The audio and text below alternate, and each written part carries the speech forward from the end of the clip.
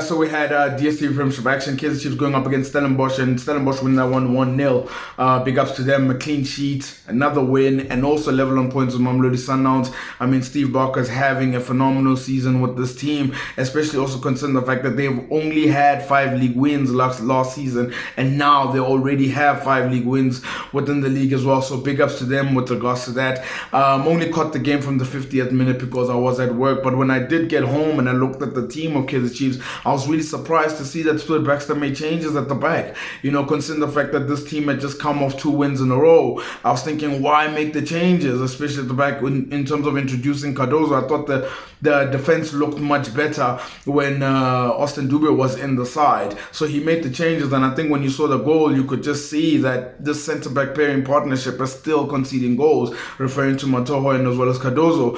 I think in the second half, when you saw the game within the early second half, I think the Stellenbosch had adopted the playing on the counter, and I think it was working out for them. They were beating Kaizer Chiefs at pace whenever they won the ball back. I think even Ashley Dupree hit the post as well. But I think what I didn't like about Stellenbosch was the fact that they were inviting pressure in. I don't think it was a good thing to do that, especially considering that the players that Kaizer Chiefs have. I think one thing the Stellenbosch will be happy with is the fact that Chiefs were blunt in their attack. I think there were a lot of things that were not working going forward for them. I think even the crosses from Jabla Blom, none of them really were going in the way that he would have liked it to go as well. So crosses weren't going in as well. And I think also Stellenbosch were very committed in defense as well. They were very committed in terms of having to block shots whenever need be. And I think I was sensing a little bit of maybe desperation in the sense that they wanted to keep the 3 points, which they eventually got. I think there was a little bit of fatigue from the side as well. Maybe they must have exhausted themselves in the first half, but